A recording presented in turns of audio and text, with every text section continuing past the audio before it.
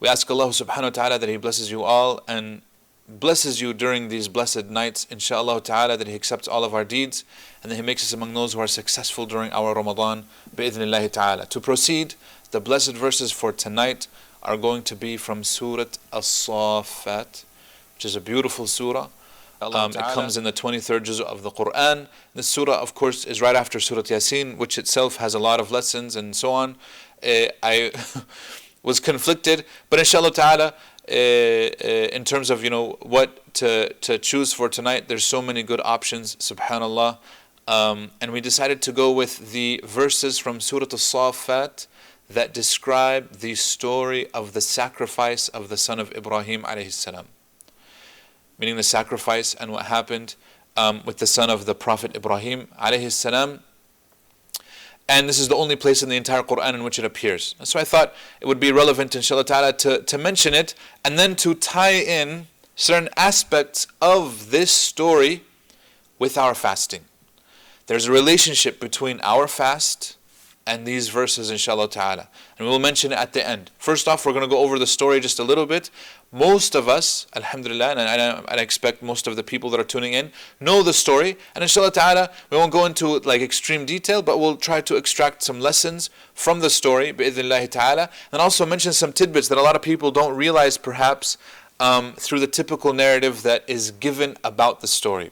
First off, in the story, we mentioned that it's the son of Ibrahim alayhi salam. We did not mention who it is because, to be honest, in the Quran, it is not explicit as to which of the two sons of Ibrahim alayhi salam is being sacrificed. And there is a wisdom behind this. Now, we can try to deduct some of these wisdoms, but anytime Allah subhanahu wa ta'ala does something or doesn't do something that should be very obvious, especially in the Quran, then there are some wisdoms behind this. This is what I wanted to bring up, inshallah ta'ala, today. First off, which of the two sons of Ibrahim alayhi salam was sacrificed? The majority of people nowadays, in fact, I think there's almost consensus among Muslims in modernity that it is Ismail alayhi salam. And this is the opinion that I hold as well, just so that people know. I'm not trying to surprise anybody by holding, a contrary opinion. However, historically, this was not the case. Historically, there were actually many Sahaba, many companions, and many of the Tabi'een who held the opinion that it was actually Ishaq.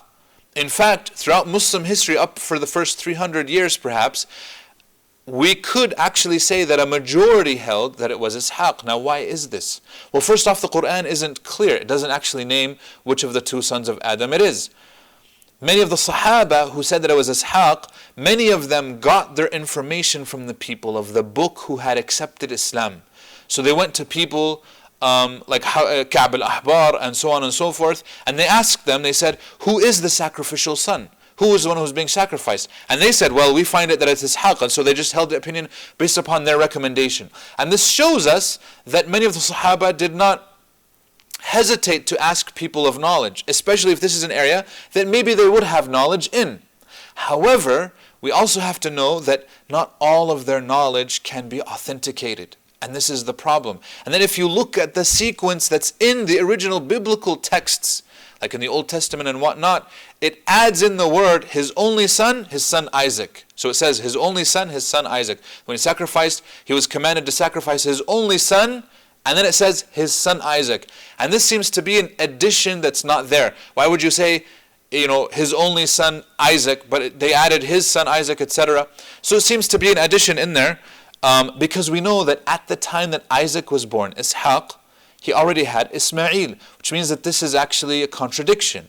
He wasn't his only son because Ismail is actually the elder. And then this opens up a huge debate because many biblical scholars know actually that the elder son was Ismail. And in fact, the Bible actually confirms this. So there seems to be a contradiction here. There's ways that they go around it.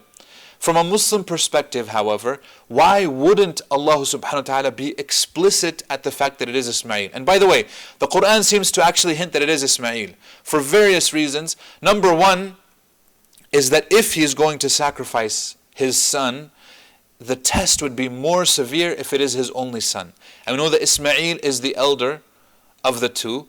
and that he was commanded to sacrifice Ismail when Ishaq wasn't even around. This is actually very clear, and this seems to indicate that the test was actually more severe. Allah subhanahu wa ta'ala describes him as Ghulam Halim, and in other parts he mentions Hilm with regards to Ismail, and when he mentions Ishaq, he says Ghulam Alim, which means a knowledgeable Ghulam, a knowledgeable boy, etc. In addition to this, that فَبَشَّرْنَاهُ بِإِسْحَاقَ وَمِنْ وَرَاءِ إِسْحَاقِ يَعْقُوبَ, that when Allah subhanahu wa ta'ala gave him the good news of Isaac, because in both cases there was good news. So one is the consequence of his dua, and the other one is a karama. So the consequences of a dua where he says, رَبِّ هَبْ لِي مِنَ الصَّالِحِينَ. So in the same surah, in Surah Al-Saffat, Prophet Ibrahim alayhi salam, after he leaves his people, he says, رَبِّ هَبْ لِي مِنَ الصَّالِحِينَ, which means that this was a regular dua that he was making. By the way, there's a beautiful lesson in this, is that when Ibrahim was very young, he was making dua for a child, and he was only answered his dua at a very old age. We know, so the gap must have been decades and decades and decades. My brothers and sisters, when was the last time we made a dua for decades and decades and decades and never gave hope that Allah will eventually answer it for us? That's a huge lesson. Because this shows us that Ibrahim never gave up hope, alayhi salam, that Allah subhanahu wa ta'ala will accept his dua. Yet how many times we make dua for maybe a week, a month, a year, and then we just give up. And Umar ibn Khattab radiallahu anhu, he has a very famous statement where he says, not even Umar, this is a direct hadith from the Prophet sallallahu alaihi wasallam. He says, يُسْتَجَابُ لَأَحَدِكُمْ مَا لَمْ يَسْتَعْجِلْ. Allah will answer your dua as long as he does not yastajil, meaning as long as he doesn't hasten, quicken it. How does he hasten his dua? He says, I've been making dua, and Allah hasn't answered, so I just stop. And that's when Allah will not answer, because you stopped. As long as you continue to make your dua, Allah will answer it. In the case of Ibrahim alayhi salam, what did it take? 70 years? Think about this. If he can make a dua for 70 years, we can make a dua for 7. We can make a dua for 7 years, 7 months even. But a lot of us, we're just so, I think, quick to just give up on our hopes in Allah subhanahu wa ta'ala. We should never give up hope in Allah subhanahu wa ta'ala. Allah can answer our dua even at a very old age, and to make it miraculous even. And this is the case of Ibrahim alayhi salam. So he says, رَبِّ هَبْ لِي مِنَ الصَّالِحِينَ. He says, Ya Rabb, give me from as-salihin, a righteous child. And Allah subhanahu wa ta'ala, says, now in the verses it's immediate. He says, فَبَشَّرْنَاهُ بِغُلَامٍ حَلِيمٍ. We gave him glad tidings of a forbearing ghulam, a forbearing child. فَلَمَّا بَلَغَ مَعَهُ السَّعْيَ. Once he got of the age where he can actually follow him and help him and assist his father sees the dream, and he tells the son, he says, قَالَ يَا بُنَيَّ إِنِّي أَرَى فِي الْمَنَامِ أَنِّي أَذْبَحُكَ. He says, oh my child, I see myself in my dream that I am slaughtering you, I'm sacrificing you. فَانظُرْ مَاذَا تَرَى. Look, see what you see. What do you think? He's consulting his child. His child is only 12, maybe 13 years old.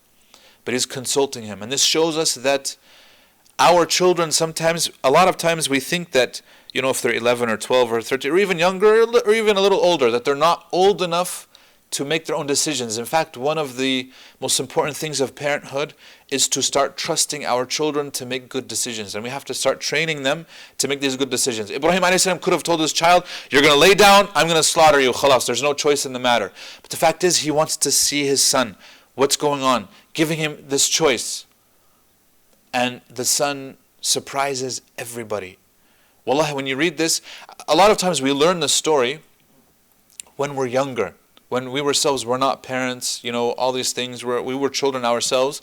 And of course, it's a surprising story, but we go along with it. It takes a completely different flavor now that we are older.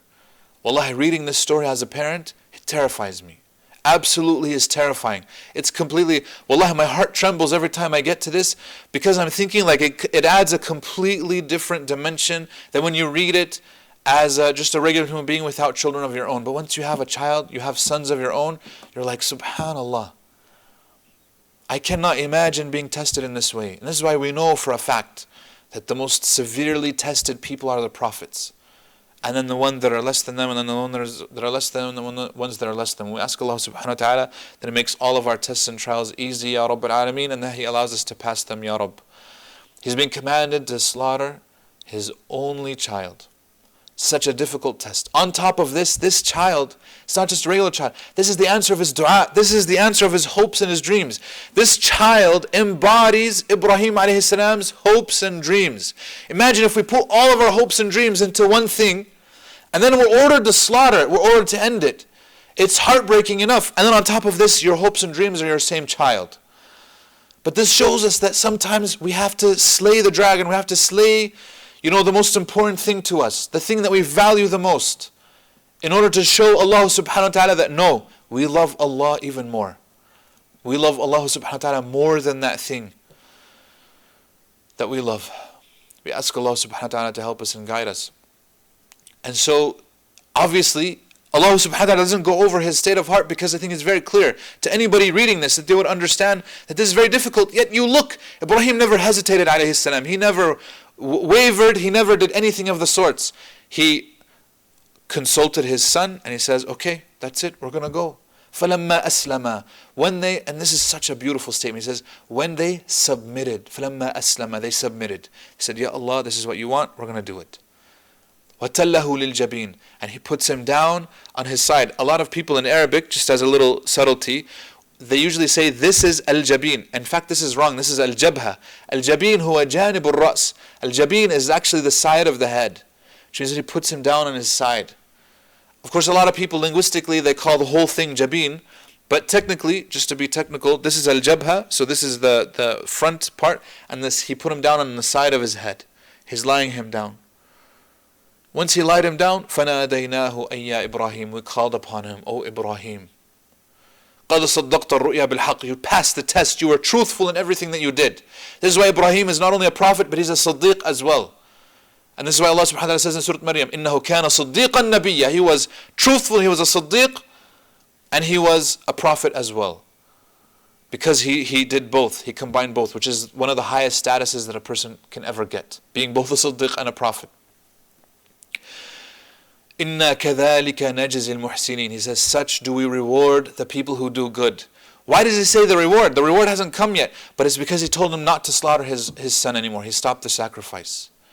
This shows us that when we put our trust in Allah and we submit fully to Him, whatever difficulty we foresee is actually not a difficulty. Allah will make it easy. He saw the difficulty that he's going to lose his son, but because he submitted and he obeyed, Allah subhanahu wa ta'ala saved his son. This is what we have to do as Muslims, my brothers and sisters. I think this is one of the most severe tests that all of us have to go through. Is that a lot of times we think that if I do this thing that Allah is asking me to do, as an example, I've talked to so many people who do not pray Fajr on time, which is a travesty. This shouldn't be the case. But just to go along with their reasoning, they said, if I wake up for Fajr, I'm not going to get enough sleep, I'm going to be groggy, I'm going to have, I'm going to be in a bad mood all day, I'm not going to be able to function correctly, etc., etc., etc. They make all these excuses why they don't wake up for Fajr on time, and they wake up at like 8 a.m. or whatever it is that they wake up at, and they pray Fajr then, when of course the time has expired by at least 2 hours. So the excuse is, if I follow Islam, it's going to be very difficult. It's going to put of course there's no comparison between waking up for Fajr and being commanded to sacrifice your son. But I'm saying, sometimes we have to sacrifice our sleep. But you know what the amazing thing is? Allah subhanahu wa ta'ala puts more barakah in their sleep, and they're able to sleep better.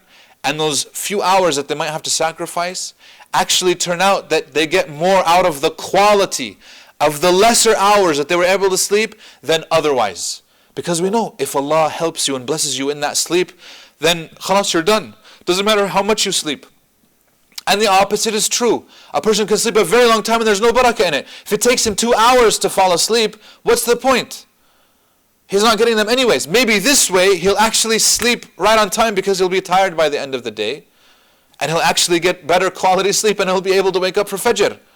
Plus there's so many other things that a person can do, inshallah ta'ala, to move their schedule around, and they realize that what I'm really sacrificing is not those 2 hours of sleep, but the 2 hours at the end of my night in which I wanted to watch something or do something, etc. But now I can actually sleep a little bit earlier and wake up on time, inshallah ta'ala, for Fajr. In reality, they don't have to sacrifice sleep. But we do know that if a person sacrifices something for the sake of Allah, Allah will replace them with something better. And this, of course, story embodies this. That when Ibrahim a.s. was ordered to sacrifice, Allah subhanahu wa ta'ala replaced him with something better. Here's a ram that you can sacrifice. This is why the ram is mentioned at the very end of the story. Saving his son is more important than the ram. It says, إِنَّ كَذَلِكَ نَجْزِي الْمُحْسِنِينَ. You know, such do we reward the good doers. And then Allah subhanahu wa ta'ala says, إِنَّ هَذَا لَهُوَ الْبَلَاءُ الْمُبِينُ. Indeed, this is the clear test. This is the most severe test. This is why nobody could ever imagine being tested in such a manner. It is such a severe and clear test. We ask Allah subhanahu wa ta'ala that He helps us and guides us to pass all of our own tests. All of our tests they pale in comparison to this test. Wallahi. Now, we said in the very beginning, what is the relationship between this story and our fasting? In reality, our fasting, my brothers and sisters, is where we learn to sacrifice some things for the pleasure of Allah. We sacrifice our own pleasure of enjoying food on a regular basis. Now we have to abstain a little bit from food. I have to sacrifice me just eating whatever I want. We live in a day and a culture where I can drive up to a drive-thru and order any food that I want. Right on the spot. It's hot, any beverage, any this, any that. Any food you feel like, you can eat it immediately. You can order it on your phone and it comes to your door. It's amazing. Yet, it's not the healthiest way to live. If we just live in this self-gratification mode, instant gratification, everything that I want, I get it at my fingertips, what kind of discipline does this regard? What happens when I go from instant gratification in halal to instant gratification in haram as well? And of course then there's a down spiral that will happen to the individual. We know the problems of overeating, overindulging in things, overindulging in all these desires and the shahawat, just saying yes, yes, yes to everything. You know, I feel like doing this, I'm going to do it. I feel like watching this, I'm going to watch it. I feel like listening to this, I'm going to listen to it.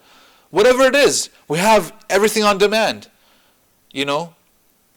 But instead, Islam is teaching us, no, maybe that isn't the best thing to do.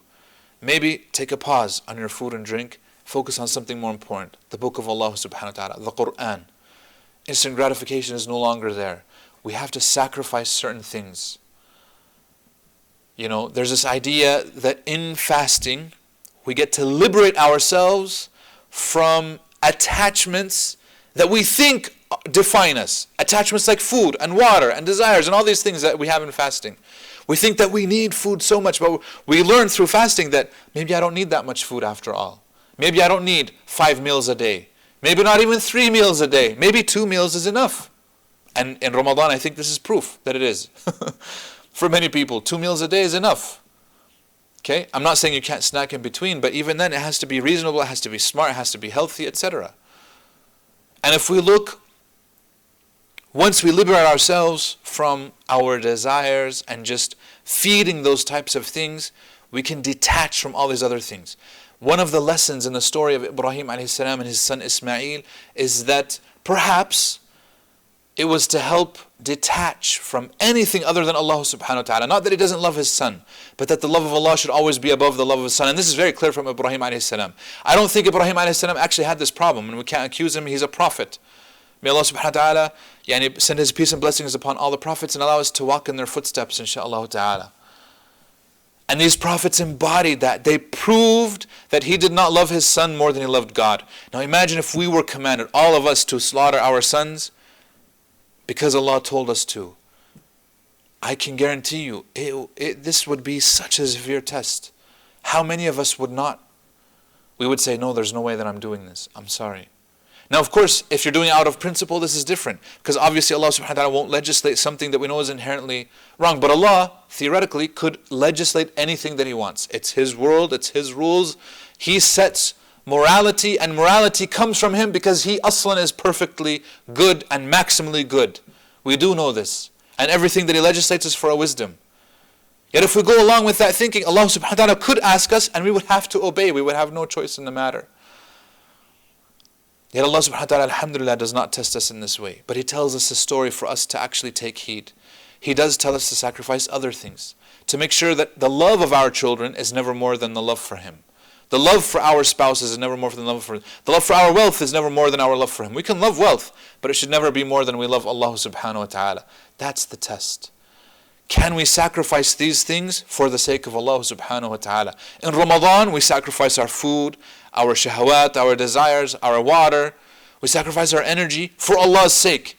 Can we continue to do so in other aspects of our lives? Can we sacrifice those things? Slaughter them as we were commanded to slaughter. That's the idea, inshallah ta'ala, that we can get from this story and its relationship with Ramadan, inshallah ta'ala, during these blessed nights. Remember, if a person sacrifices something for the sake of Allah, this is a hadith. The Prophet ﷺ, he says, "Man taraka shay'an lillah, awadahu Allahu khayran minhu." Whoever leaves something for the sake of Allah, Allah will replace him with something better. If you sacrifice something for the sake of Allah, Allah will replace you with something better. What is it, my brothers and sisters, that we are going to sacrifice in these blessed months, in these blessed nights? If we sacrifice something for the sake of Allah, I say, you know what, I'm going to give up backbiting, gossiping. I'm going to give up even something that could be had. I'm going to give up a lot of indulgence in social media, a lot of indulgence in these other things. That's great. May Allah subhanahu wa ta'ala reward you and help you. I would encourage this. There's so much time wasted on so many superfluous things. We ask Allah subhanahu wa ta'ala to help us and to help us slay the things that we need to slay in our lives in order to become better. We ask Allah subhanahu wa ta'ala that He replaces us with everything that we sacrifice for His sake with something better, Ya Rabbil Alameen. We ask Allah subhanahu wa ta'ala that He does not test us beyond our capacity, that He does not test us in a way that would break us down and wear us out, and that we would fail the test, Ya Rabbil Alameen. We ask Allah subhanahu wa ta'ala to make our tests easy, Ya Rabbil Alameen, and that He blesses us always and grants us afiyah in this life and the next. Because if He grants us afiyah, this means that He's not testing us as severely, and He's actually granting us the ability to get closer to Him through acts of worship and through positivity, Ya Rabbil Alameen. We ask Allah subhanahu wa ta'ala that He blesses us during these blessed nights, and that He forgives us for our shortcomings and our sins, and that He enters us all into Jannah, Ya Rabbil Alameen. Barakallahu feekum. Jazakumullah khairan. Thank you for tuning in. May Allah subhanahu wa ta'ala bless you all and keep us in your dua, inshallah ta'ala. Wassalamu alaikum wa rahmatullahi wa barakatuh.